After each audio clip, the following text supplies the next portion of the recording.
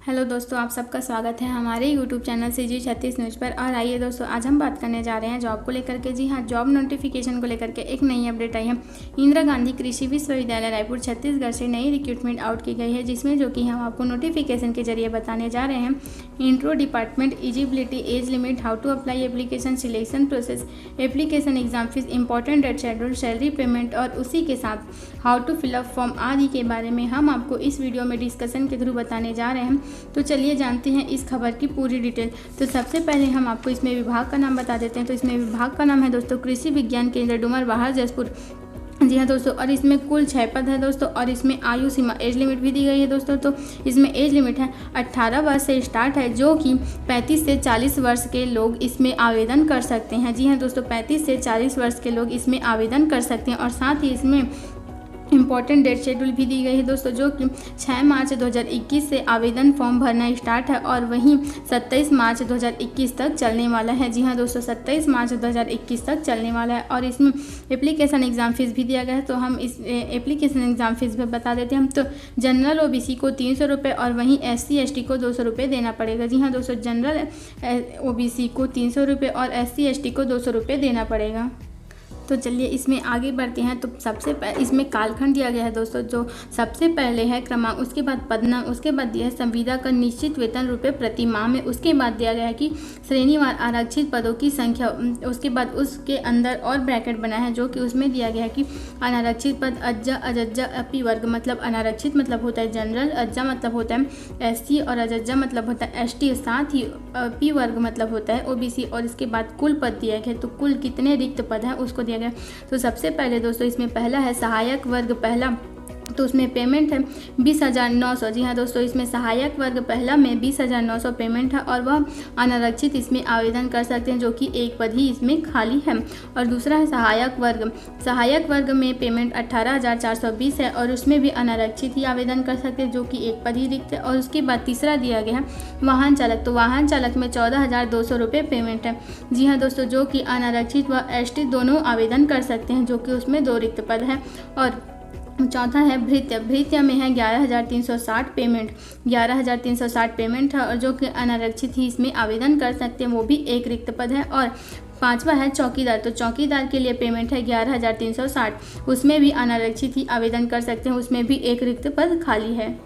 उसके बाद हम दूसरा पेज में आ जाते हैं। तो इसमें दिया है शैक्षणिक योग्यता। तो शैक्षणिक योग्यता इंदिरा गांधी कृषि विश्वविद्यालय और शिक्षकीय सेवा भर्ती नियम 2016 में उल्लेखित अनुमान होगी। मतलब कि देखो, हम इसमें फिर कालखंड दिया गया है, जो कि 3 है। जो पहला क्रमांक, दूसरा पदनाम एवं वेतन बैंड प्लस ग्रेड पे है। उसके बाद शैक्षणिक अर्हता।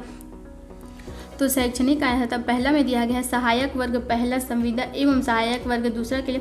तो सहायक वर्ग पहला के लिए है शैक्षणिक योग्यता केंद्र शासन, राज्य शासन, विश्वविद्यालय, राज्य शासन के मंडल, निगम, आयोग, प्राधिकरण से उच्च समक्ष पद से सेवानिवृत्त जिन्होंने 70 वर्ष की आयु में पूर्ण की हो, वो प्राथमिकता देंगे। और दूसरा है सहायक वर्ग दूसरा संविदा के लिए।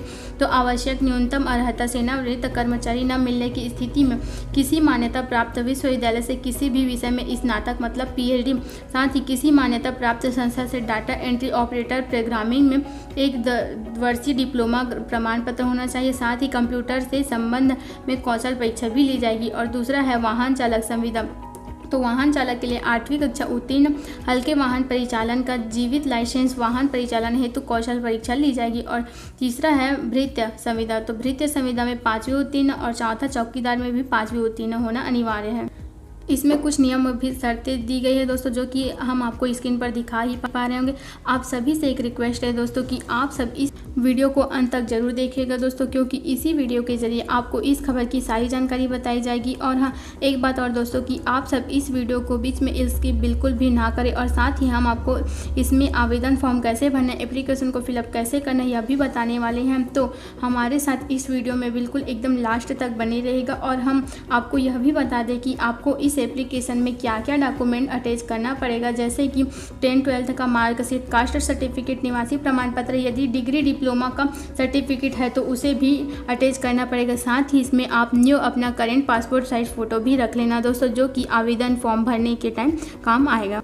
तो चलिए जानते हैं एप्लीकेशन को फिलअप कैसे करना है। तो सबसे पहले दोस्तों इसमें दिया गया है चाहे जो भी दिया हो, लेकिन आपको सबसे पहले इस फॉर्म को एक बार पढ़ लेना है, उसके बाद फॉर्म को भरना स्टार्ट करना है। तो इसमें सबसे पहला में दिया है कि आवेदक का पूरा नाम, उसके जस्ट ऊपर में दिया है कि विज्ञापन क्रमांक एवं दिनांक, आवेदित पद का नाम, संविदा एवं निश्चित वेतन रुपये। तो आप किस पद में आवेदन करना चाहते हैं उस पद का नाम लिखना है। उसके बाद निश्चित वेतन, तो उसमें पेमेंट सैलरी कितना है उसको लिखना। उसके बाद दिया है कि पहला में आवेदक का पूरा नाम, तो आवेदक मतलब आप अपना पूरा नाम लिखेंगे। उसका बाद दिया है पिता पति का नाम। उसके बाद लिंग महिला है तो महिला, पुरुष है तो पुरुष। उसके बाद दिया है वैवाहिक स्तर एवं विवाह दिनांक, तो आप मैरिड है तो मैरिड में क्लिक राइट का चिन्ह लगाएंगे। उसके बाद उसका दिनांक लिखेंगे। उसका बाद दिया है पाँचवा में पति पत्नी का नाम, तो उसके बाद अपने पति या पत्नी का नाम लिखना। उसके बाद दिया है विवाहित होने पर जीवित बच्चों की संख्या, अगर आप मैरिड है तो आपके कितने बच्चे हैं उसको लिखना है। उसके बाद दिया है कि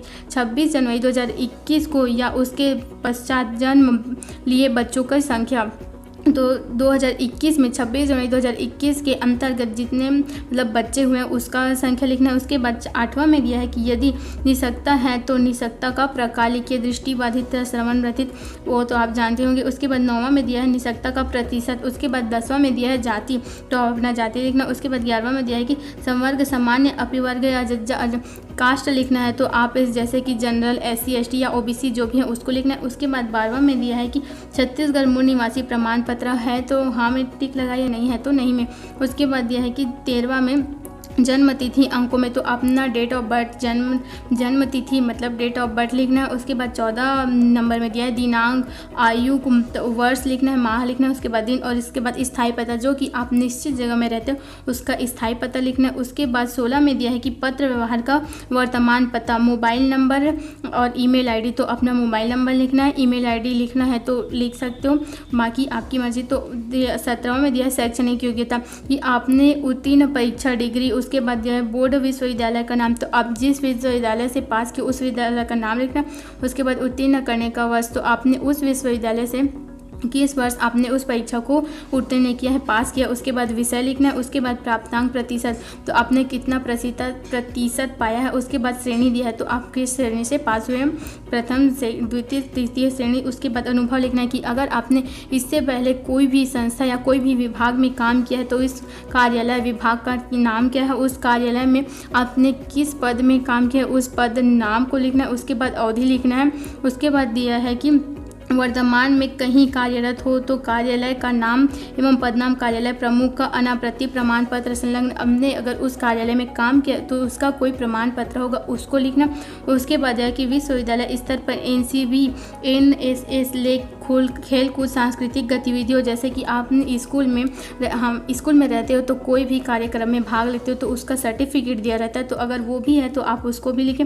उसके बाद अन्य योग्यता दिया गया है, अगर उसके अलावा आप किसी भी और चीज़ में भाग लिए थे जो कि उसका सर्टिफिकेट आपके पास है तो उसको लिखना है। उसके बाद दिया कि संलग्न प्रमाण पत्रों की सूची, तो जैसे कि हमने आपको बताया था तो इसमें 10-12 तक का मार्कशीट लगाना है, कास्ट सर्टिफिकेट लगाना है, निवासी प्रमाण पत्र, यदि डिग्री डिप्लोमा तो उन सभी का सूची बनाना है, नाम लिखना है। उसके बाद दिया है कि आप लास्ट में घोषणा पत्र दिया, तो आप इसको एक बार पढ़ लेना कि आपको पूछा जा रहा है कि आप इसमें जो भी जानकारी डाली हो वह सही है या नहीं। उसके बाद लास्ट में दिया है कि स्थान, तो आप अपना स्थान डालोगे। उसके बाद जिस तारीख को आप फॉर्म भर रहे हैं उस तारीख का डेट डालना है। उसके बाद आवेदक का नाम और हस्ताक्षर, तो आप अपना यहाँ सिग्नेचर करोगे। हाल की पासपोर्ट साइज की फ़ोटो चस्पा करें, मतलब यहाँ आपका न्यू करेंटली आपका पासपोर्ट साइज फ़ोटो लगाना है। उसके बाद सेल्फ अटेस्टेड करना है दोस्तों। साथ ही एक बार और इस फॉर्म को अच्छे से पढ़ लेना है।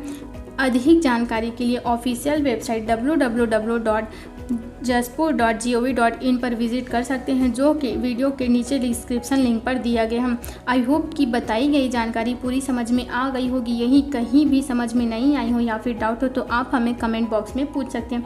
दोस्तों वीडियो थोड़ी सी भी इन्फॉर्मेटिव या नॉलेजेबल लगी हो तो वीडियो को लाइक करें, ज़्यादा से ज़्यादा शेयर करें, ताकि इस टाइप की वीडियो आपके मोबाइल पर रोजाना अपडेट होती रहे। अगर हाँ आप हमारे CG 36 न्यूज़ चैनल पर नए हो तो आप हमारे CG 36 न्यूज़ चैनल को सब्सक्राइब करें। Thanks for watching.